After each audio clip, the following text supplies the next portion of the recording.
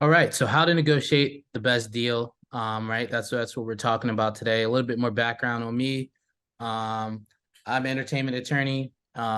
This is my fifth year in my own practice. Before then, I was at Bloomberg, and at Bloomberg, doing large scale corporate transactions on the corporate attorney side. So nothing to do with entertainment, but definitely helped me grow as a lawyer.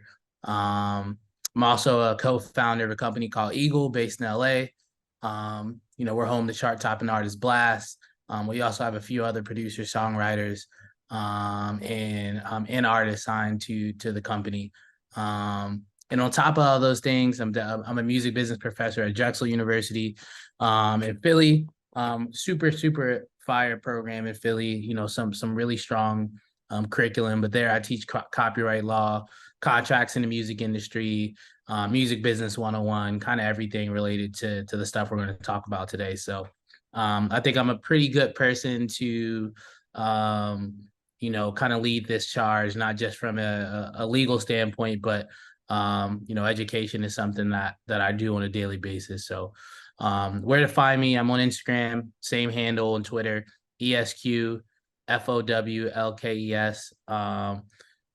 On Twitter, I think that's probably a better follow. I'm constantly trying to educate my community and educate artists, songwriters, producers any way I can. And I'm definitely reachable there too. So Instagram, Twitter, same handle, right in the corner right here at ESQ, folks.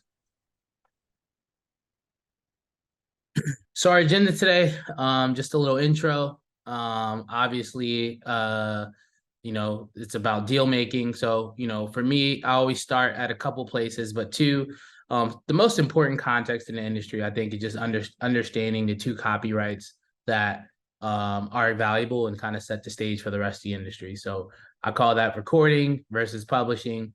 So that we're going to talk about those two copyrights very briefly as a precursor, and then we're going to go into my Lomo strategy. That is something that I sort of run through with all of my clients, and it's just an amazing way to, I think, approach contracts in the music industry.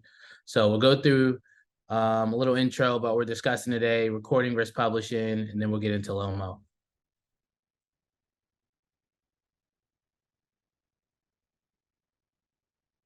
And lastly, nothing here is intended to be taken as legal advice. Please contact an attorney before signing a deal.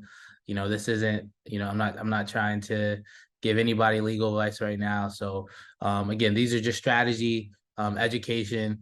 Before you sign any deal, you need to have an attorney in place. Despite what anyone tell you, you need an attorney in place. Cool. So intro, just kind of wanted to throw out there all the different types of deals you might see. We know the publishing deals, right? That's the most famous. Record record deals. It's another one of the most famous. But I think in 2024, there's so many different agreements that you might see that might be non-traditional. You got your joint ventures, which are much more common now than they've ever been. Artists are taking control of their business, they're owning their masters, they're trying to build real companies. So a lot more joint ventures are happening. There's a distribution agreement, right? I know they've become a lot more attractive in the past 5 to 6 years. You might not need all the services that a record label might have, and you want better terms.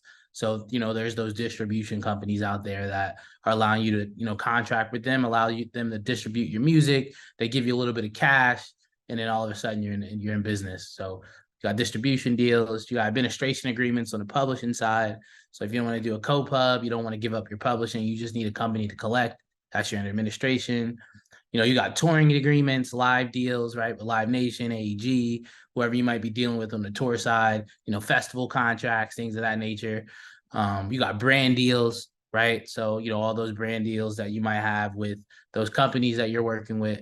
Operating agreements, right? That's another one of those things where I say the music business has started to trend toward traditional business in a lot of ways. For so long, I think we've kind of viewed the music industry as such a unique business, and it is, right? There's so many different unique aspects to it, but a lot of it is the same business strategies and principles that exist in other industries. So your operating agreement is just the agreement that controls your LLC, delegates different work, profit share, how the company's going to operate. So, a lot more of these companies are starting out in these record labels. And they don't have per se operating agreements, but they need one, right? Because you need to know how the company is going to operate, how the company is going to dissolve, how we're sharing profit, who owns what, all of that stuff. You got your sync agreements, and then obviously your management agreement. So the full scope of agreements in 2024 and beyond. These are some. There are still some more. There's just so many things that you got to worry about. And I shouldn't say worry. I mean, all this stuff should be fun. So many things that you got to educate yourself on as it relates to the music industry. So these are just a couple of the agreements that we might be talking about today.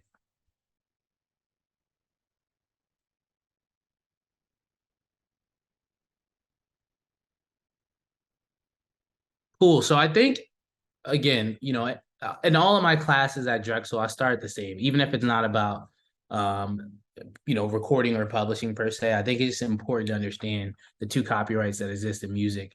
And I might be speaking to the choir. Some of you guys might already understand this, but there are two copyrights in music that I think sort of dictate everything else that happens in the industry. One is the composition, right? So that's the lyrics and the underlying music. That's your sheet music. That's your lyrics. That's where your publishing rights are derived from. So publishing is, everyone always talks about publishing. Don't give it away. All those things. You got to understand where those rights are derived from. Those rights are derived from, the copyright that exists in the underlying music. So that is your lyrics and your underlying music. So the sheet music. So songwriters and producers. A lot of artists, if they didn't write the song or they didn't produce a song, might not be getting any publishing, right? Because you didn't write it. Publishing relates to the lyrics and the underlying music. So you might go to ASCAP or BMI and check their sort of database, and you're looking up percentages on a song or trying to see who wrote what, and it's a famous song, and you're looking for maybe your favorite artist on it, and if that person didn't write or didn't produce on that song, they might not have any publishing. So again, publishing is for the songwriters and producers. Not saying that's always how it breaks out or works, but that is a basic principle about publishing. So that's one copyright. So the underlying composition. The second one is the master, right? That is just a recorded version of the underlying music. So think about there could be multiple masters for one version of underlying music, right? So that's a cover song. So you hear a lot of the same songs being covered over and over again. The underlying music is the publishing. The different recordings of it are separate masters, right? So there's a master. Each different recording is a different master. So record labels control your masters, distribution companies or artists yourselves. When we're talking about publishing, we're talking about songwriters, producers, and publishers. So a music publisher might invest in a songwriter and composer, but they control those musical compositions, whereas a record company invests in artists and controls master recordings. I say that, but I also acknowledge the gray space we live in now, where a lot of us are not looking to record labels or massive music publishers anymore. We're starting to really ask questions about why the music industry exists the way it does, and trying to change those things. So, it might not be a record company that is investing in your master recordings. It might be yourself. It might be another funding source. It might be a distribution company like we talked about earlier.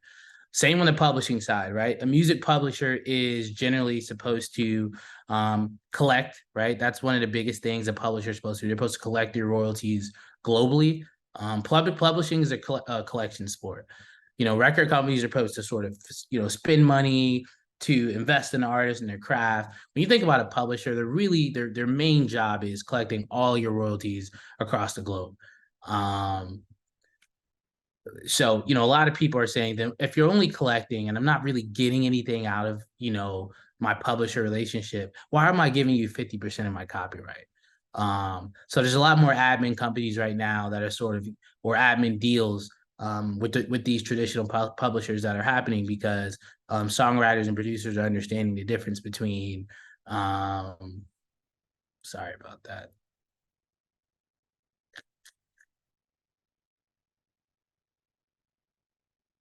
Not know what happened here. Let me get my screen back up.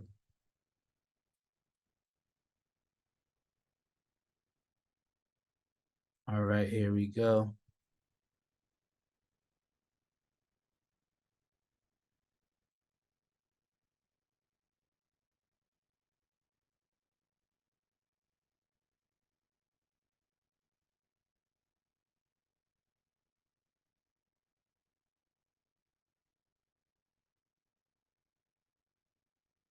Right. So, yeah, a lot of people are preferring admin deals on the publishing side, record label side. A lot of people are looking at distribution companies, but the goal kind of is to own as much of those things as possible.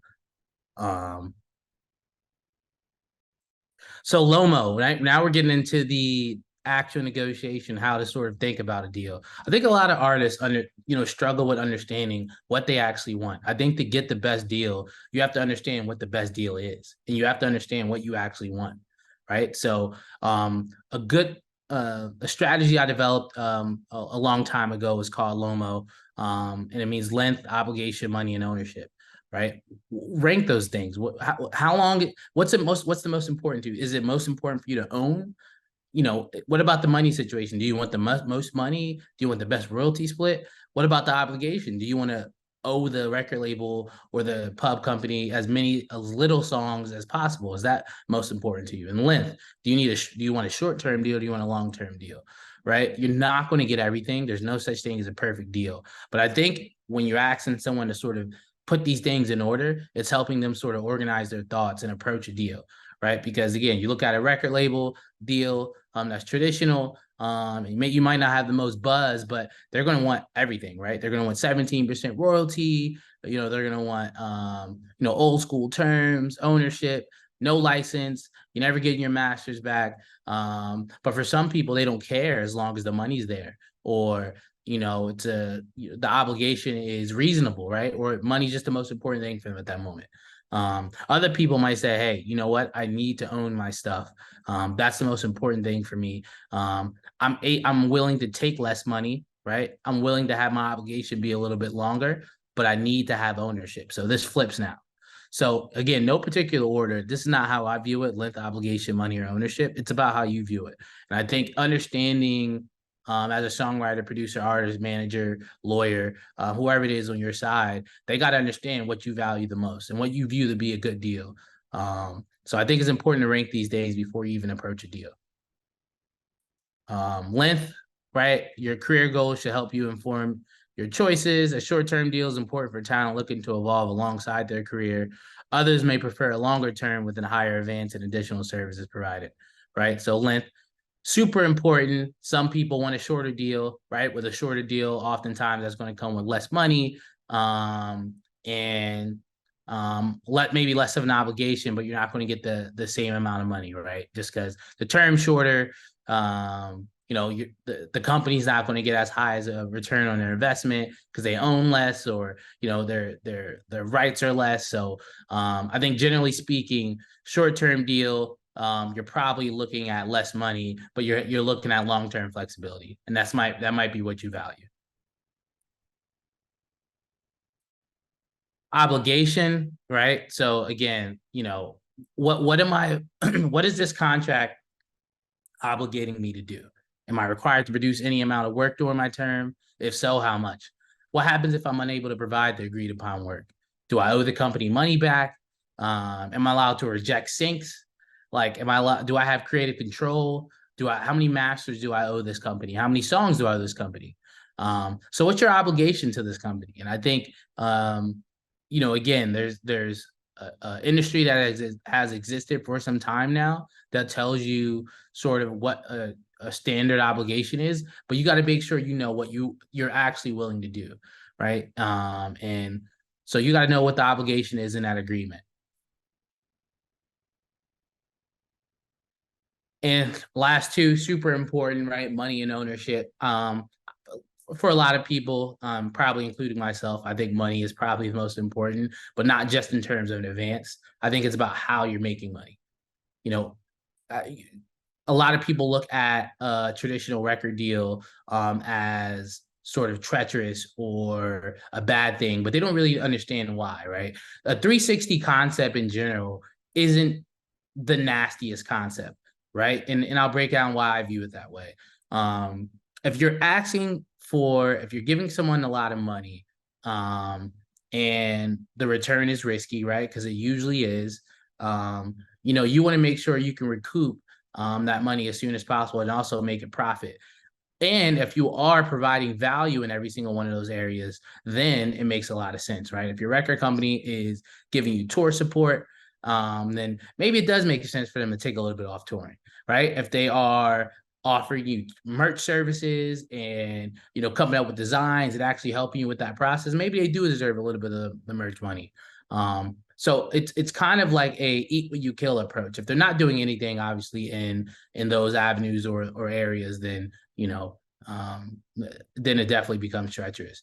The worst thing I think about a traditional record deal is the royalty rate, right? So, traditionally speaking, we've been looking at, even if you're a top line artist, it's happening less and less now, but you're looking at an 18% royalty rate. So the record company gets 82%, you get 18%.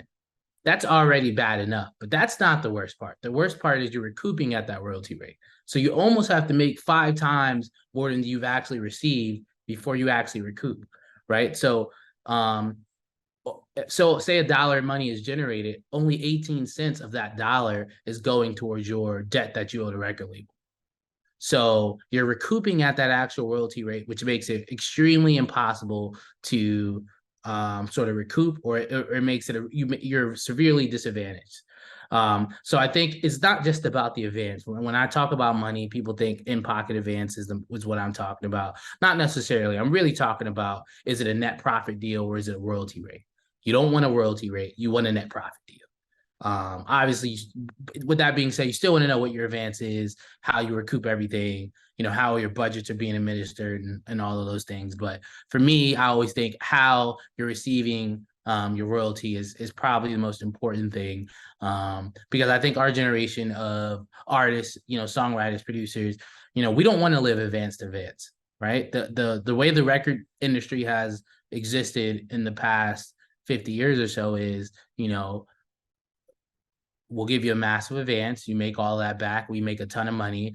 And, you start asking questions and we give you another advance kind of to shut you up. So you never really know kind of what your music or catalog is making. The accounting's kind of spotty, all of that stuff. So, at the end of the day, I think our generation is asking for more transparency, better finances. We want to look at that accounting statement. We want to know what's actually going on.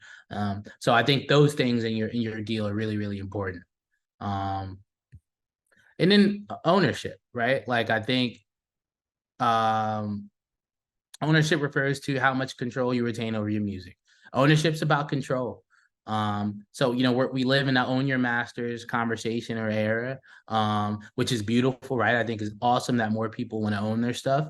But I think the concept of ownership has almost got conflated or confused, because the reason why you want to own your stuff is eventually to make the most value off of it. Exploitation of your own stuff isn't the problem, right? Exploitation only becomes a bad thing when someone else is doing it and you're benefiting at a low level, right? So you want to be able to squeeze the most value out of your asset, because your music is an asset, and then you want to actually get rid of it or sell it when it makes the most sense. You're seeing that a lot with these catalog acquisitions, and I think there's obviously an emotional connection or a spiritual connection to the music some artists create, so that offers some level of an asterisk. With that being said, I mean, that's no different than someone opening a store, like a family-owned restaurant, and then someone wanting to buy it at some point, right? It's like, I'm sure your family's blood, sweat, and tears have been in that business, but at some point you have to make the educated decision to leverage that asset to go buy other assets, right? So I think obviously it's about owning your masters, but it's also about why and sort of maximizing value of an asset, knowing when it's time to get rid of it. Last thing I'll say about that is, the type of music you're making, or the type of music that, let's be completely honest, right? In a TikTok era, some of these songs are going to have no value 20 years from now. That's a blanket statement. I don't have data or proof to back that up because TikTok is new. That's just my natural, sort of inclination. A lot of these sort of internet viral songs that are here today and kind of going tomorrow aren't going to have a lot of value 15 years from now. So if I was an artist, I would sell high at that moment, right? I would say, I think this is a good song and it's blowing up, but like 10, 20 years from now, how much is this song actually going to, be valued at?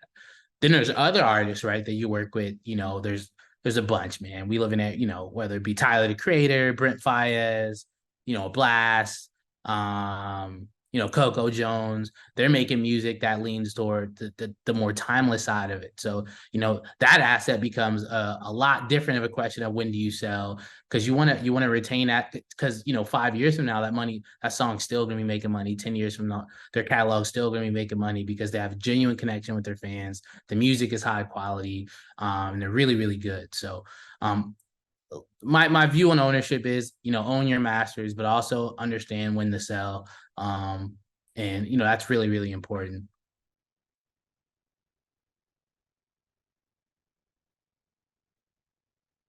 So yeah, Lomo, you got your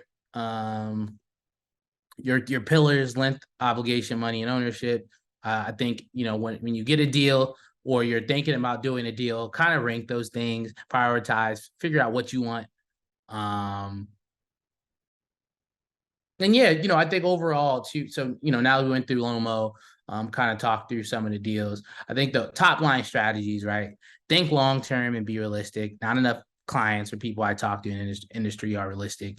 Um, have a true understanding of your value, whether that be, hey, the market's undervaluing me, or hey, the market is overvaluing me. I think you got to have a database with a level of intangible, right? Some of that stuff you can't quantify. There's plenty of artists that, their actual ability you can't quantify. It's, they could sing, connect with fans, and it might not be showing and the data might not support it just yet. But you got to think long term and be realistic. So that goes back to about my point about ownership. Ownership's important, but if you always hear about, what's, you want to own a whole grape or a small, piece of a watermelon. I think that's the phrase. And I agree with that to some extent. For me, I think it's really about when to sell or maximize your asset, and go get some more assets. Rank Lomo, right? So when you're approaching a deal, what do you care about the most? Do you care about ownership the most? Do you care about your money the most? Do you care about your obligation the most? Do you care about your length the most? Go through that analysis. Um, use your ignorance to your advantage, man. I was reading something that Tyler Perry said, and one of the things Tyler Perry talks about all the time is, when people view you as ignorant, or it's a lot easier for you to strategically get the best deal for yourself, right? Because they don't think you're paying attention the way you are. So use your ignorance to your advantage. If someone thinks you're dumb, or someone is trying to pull a fast one, and they're not pulling a fast one, use that stuff to your advantage. You can get the best deal in those sort of margins. So again, if you're the artist coming out of nowhere, and someone offers you a bad deal, maybe go take that deal and go somewhere else and see if someone else is willing to offer you a deal. Now all of a sudden you're creating the market for yourself. So that one person who thought they could just send you a bad paperwork and you'd sign it, now doesn't understand that you're creating a market for yourself. Use your ignorance to your advantage. Keep it close to your vest. I think sometimes we have the tendency to talk a lot when a deal comes in, and ask our friends, ask all these other artists and songwriters. A lot of people aren't telling the truth. Your other songwriter or producer buddy might not know what their deal actually says. They also might have overinflated value of what their deal actually says. Keep it close to your vest. Your deal is your deal. I'm not saying you shouldn't ask the person next to you per se about what their contract says or what I should be doing, but I think have a small group of mentors in a small circle in your tight business team, and make your decision. And if you make a mistake that way, I think you'll be able to live with a lot more than kind of going out to the internet or going around to people who might not have your best interest at hand. I always say mistakes will be made, right? Like, you're not ambitious enough if you're not making any mistakes. So, you know, no deal is perfect. We'll talk about that a little bit later, but keep it close to your vest. It's never over. Success allows you to renegotiate, right? So we see it all the time, right? All of our famous, artists kind of they've admitted to signing bad deals and have been able to sort of renegotiate that deal over time as they've had success. So it's not the end of the world if you sign a deal you shouldn't have signed. Overperform in that deal, keep fighting, and understand that success will allow you to renegotiate.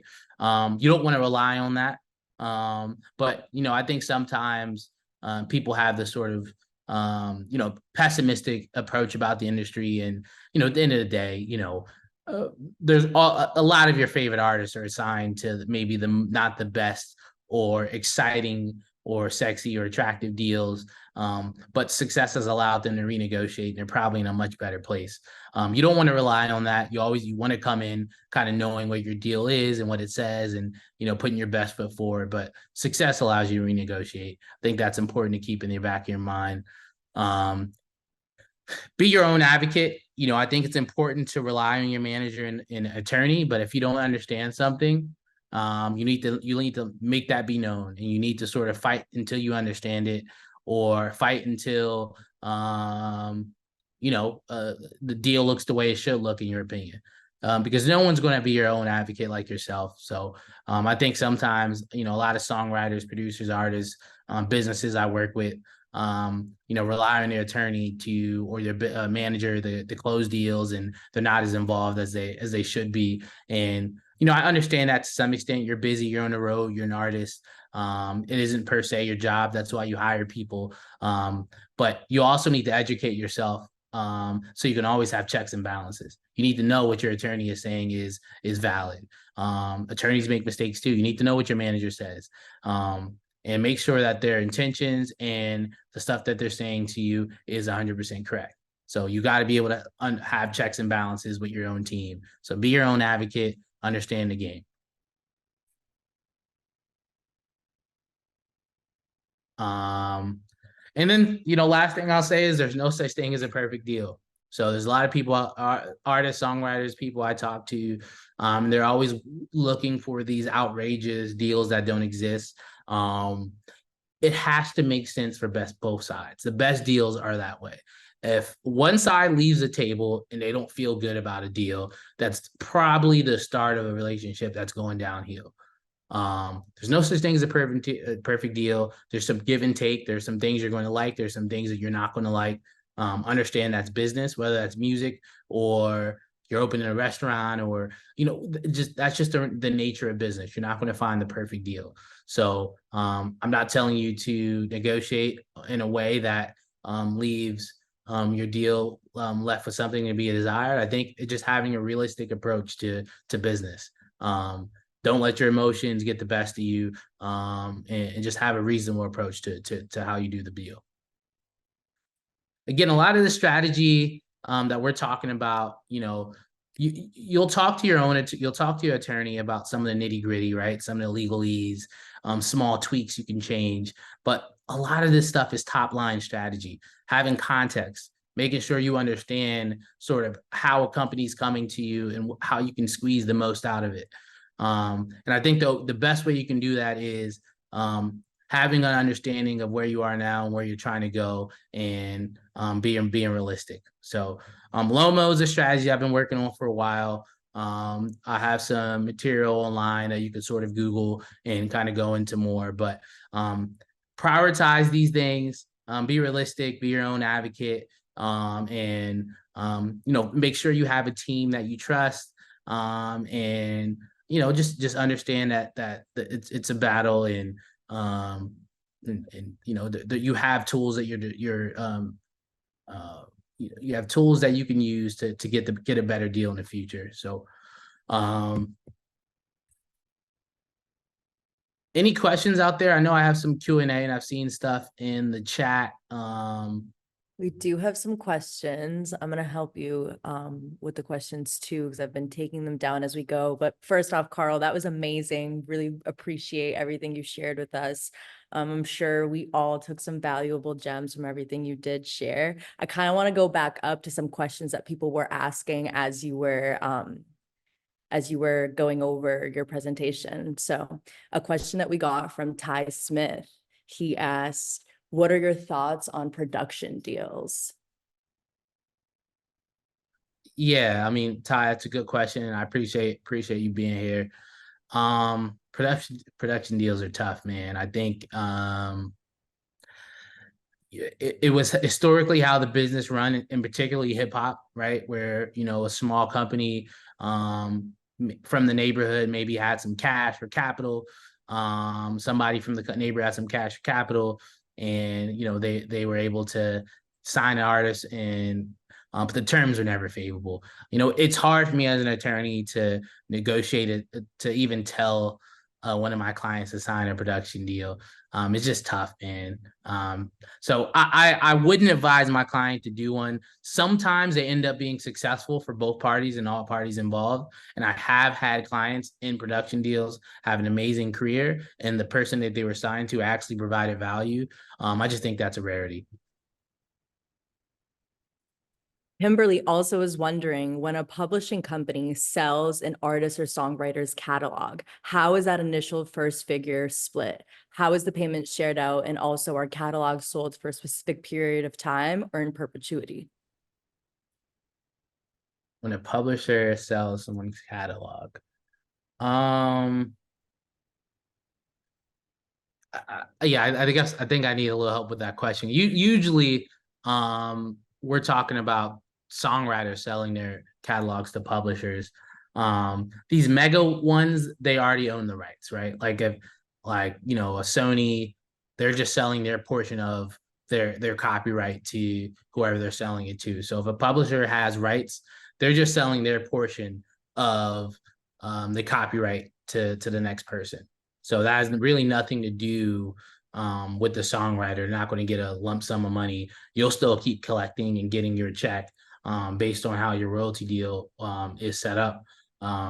You, on the other hand, have the ability to go sell your publishing interest and rights to whoever you want to sell it to. So I think that's when you're seeing these catalog acquisitions or these sales, I think a good way to look at it is kind of sometimes you're just selling your interest, right? So even if you don't own anything, but you have a 20% royalty or 30, you could just sell your 30% royalty that you're getting. So someone else now just collects that 30% royalty, and that's what that means. So uh, people are usually only selling the rights that they have. Right. Amir was also wondering, how does the framework change when dealing with the songwriter, probably referring to Lomo? Um, Good question. I think songwriters are probably the most underappreciated group of people in the industry. There's no doubt about it. And you look at the way songwriters get paid, it's literally just publishing. Maybe some of the better songwriters get a piece of, maybe get a royalty or a point. Maybe they get a songwriter fee. But for the most part, songwriters are just getting their pub. So I think they have less leverage. I think it's important to sort of understand the leverage that you actually have as a songwriter, but it's really, really tough. Songwriters, Lomo still applies to them, but you're really just getting you're fighting for your publishing. That's where you'll eat. That's your bread and butter. Mm. Destiny also is wondering, what kind of tax form do most artists signed to a deal have? Her biggest concern is paying taxes properly. Yeah, I mean, a lot of my clients deal with some tax issues, and I think you're going to deal with some early on more than likely. It's just artists have a very complex tax business, right? There's a lot of money coming from different states. You're traveling, you have touring. So some states, you have to pay taxes in all these states. You get a business manager and you get an accountant that'll help you.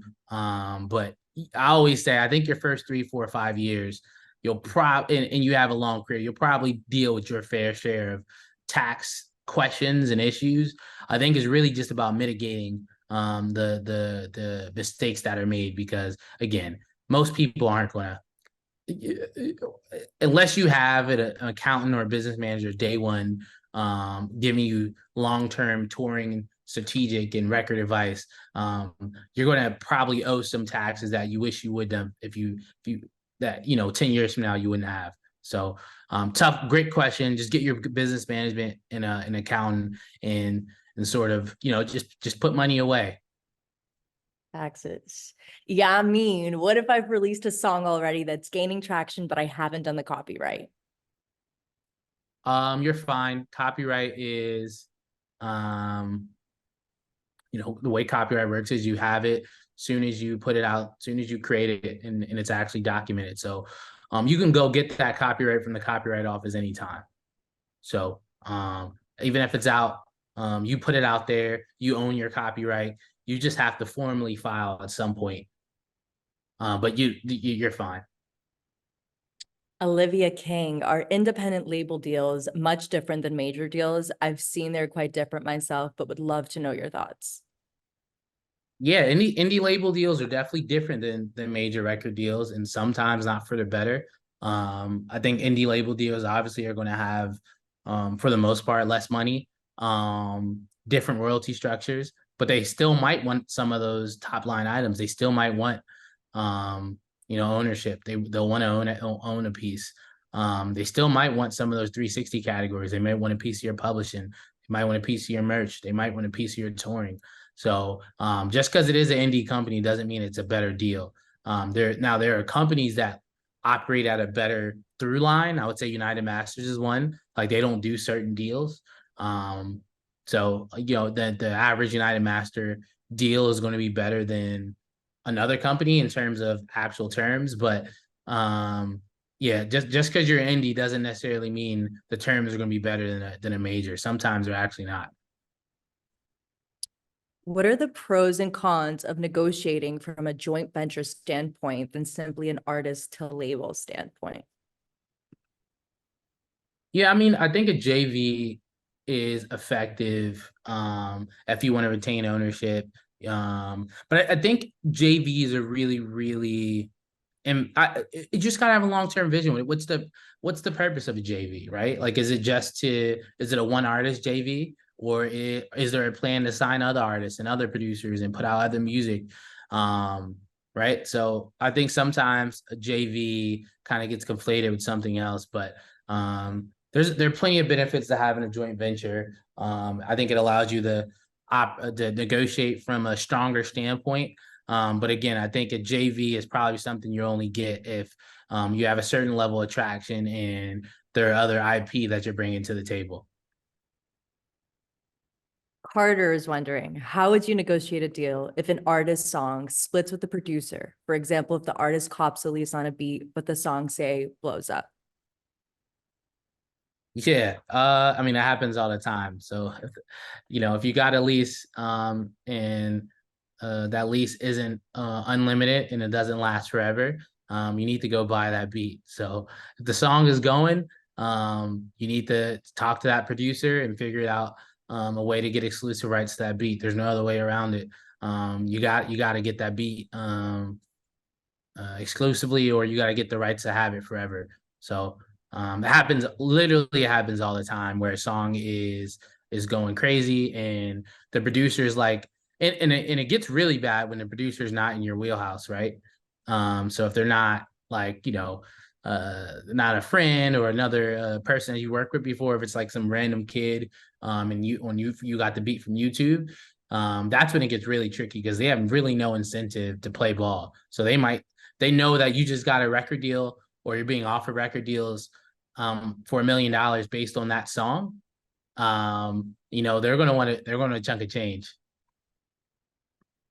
And funny enough, I've been on both sides. I've had some producers that we were able to go get a bag. But I like a reasonable long term approach. If I have a producer who wants to do that, I kind of always I'm not the best attorney for that because I think, you're just ruining a relationship that way. Mm. These are interesting points. Ernest kind of was coming in with an interesting question here too. Can an artist sign too early, such as a song buzzing or winning a contest that gains exposure? What are your thoughts there, Karl, with an artist potentially signing a deal too early?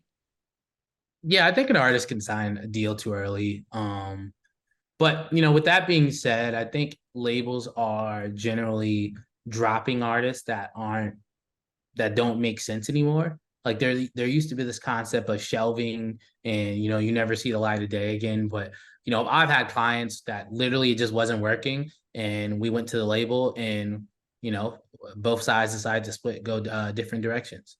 Because there's a lot of incentives for a label not to keep an artist, right? There's obviously the PR stuff, but maybe an artist just doesn't see the long-term value and they don't want to spend any more money on it. So they're like, hey, I don't hey, we want to cut our ties, our losses now. So you can sign early. But I will say, generally speaking, labels and artists are becoming a lot more amicable about splitting when it's not working. Makes a lot of sense. What do you believe are the basics to look out for representing a producer client? Um, yeah, I mean, I like working with producers. I think that's kind of how I built my practice. Um, I saw there was a gap in terms of producer representation. Um, and producers getting paid, producers getting their points, producers getting their advances, and in a lot of ways the producer is still dealing with those issues. I think generally speaking though, a producer's business can be a lot more simple. I know a lot of producers don't have a manager, they just have a lawyer. Producers are building their own relationships directly with artists. The placement game, once you sort of found a good rhythm, can be a bit easier. You really just need someone to strategize and help you with your business. So I think it really just depends on the individual producer. But there's a lot of potential for a lawyer and producer relationships to grow. Ty's coming with an interesting question. I would love to know your take on this also. What's your thoughts on the future of AI and how it may affect the music business? Yeah, I have a lot of thoughts. Definitely, loaded in a lot of ways, but I'll keep it simple. Um, AI, there's a lot of ways that AI helps you in terms of efficiency, makes things easier. There's obviously the dark side of AI, in terms of, possibly replacing humans. That's just not for music. That's for every industry. So I don't think there's anything that the music industry that is dealing with per se that other industries aren't dealing with. We're all dealing with AI sort of replacing human value. But I think the unique element of music allows me to think that the fandom that comes with people and artistry and the way that a person, the natural gifts and those things really can't be replaced by AI. That's actually why you like musicians. So I think the music industry actually is in a unique place because unlike some of the other industries where I think that'll probably be completely automated, there's intrinsic fandom and intangible value to music that's why we're here anyway. Facts. What's the best way to go about a sync deal or an exclusive brand deal? Jason is a United Masters Select artist and he wants to learn about the best way to go about his approach when it comes to these partnerships.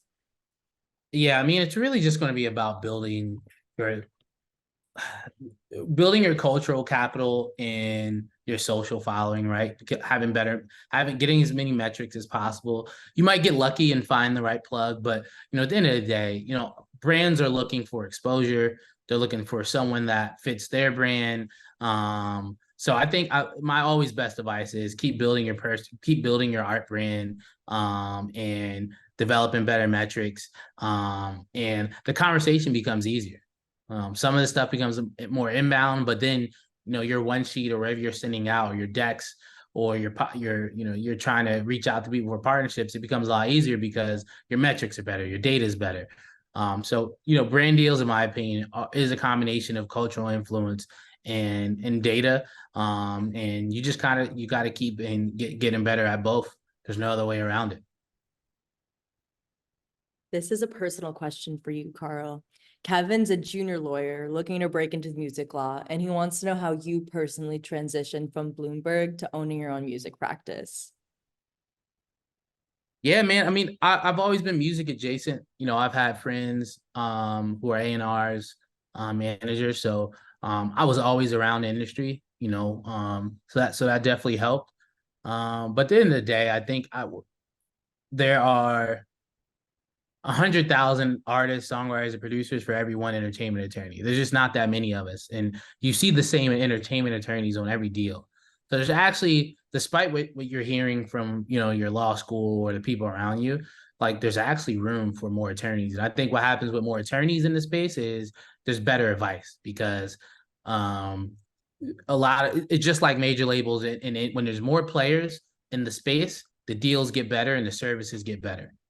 So right now, I think you're seeing in the music industry right now, the deals are just better. There's United Masters. There's, you can just do it on DistroKid if you want. There's companies like Symphony helping artists like fill gaps from a marketing standpoint and getting those services. So the more competition and the more sort of people are in a space, I think the better it is for everyone. I believe in competition. So I think the reality is there is business out there for you, Kevin. So it's kind of up to you whether you want it. Facts. Kalima has an interesting question. She's wondering if you believe age matters when it comes to the industry. She's 40 and just starting out. Yeah, I think it matters to some extent. I mean, obviously on the executive or business side, it definitely matters less. Um, but in terms of the songwriter, producer, artist front, I mean, yeah, I mean, it does matter, and it definitely depends on sort of what industry you're in. I probably would say in R&B, jazz, genres like that, it probably matters less. Hip hop, I would definitely say it matters. Just the culture of hip hop is just a young person sport, I would say. How should artists and teams utilize their attorneys to source new deals, such as publishing, distros, etc.? Could you repeat that one? Yep. How should artists and teams utilize their attorneys to source new deals, such as publishing deals, distro deals, etc.? I mean, honestly, I think you got to incentivize your attorney, right? I think too many times there's this promise that, hey, you bring this in. Attorneys, we are in a service business. I trade my time for money, so it has to be worth it. There's no, I think I was a lot more liberal, I think three to 5 years ago, as I was building my business on taking more risks. But the people with those connections, we're trading our time for money, so it has to make the most sense for us to source those deals. That's just the reality of it.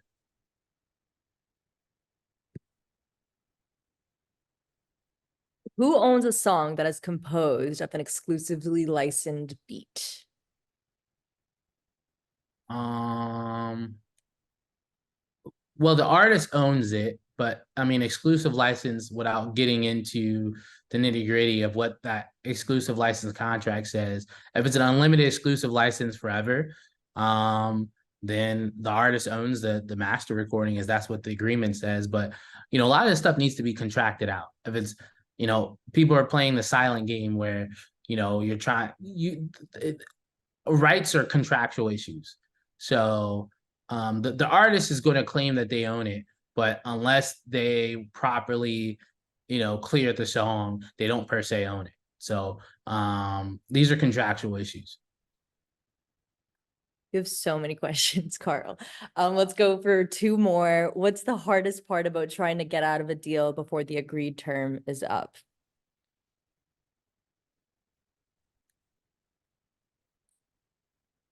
Yeah, I mean, look, I think getting out of a deal is going to be tough, but I think that if there's a success in that agreement, then I think you'll be able to renegotiate, right? Because you have to understand that people want return on their money.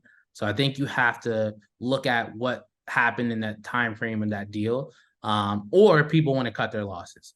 A lot of companies, if it hasn't worked, they spent $1 million, they made $5,000 back, they probably won't fight you too much. They might say, "Hey, this has just been a bad overall investment. I'm done with the business of you."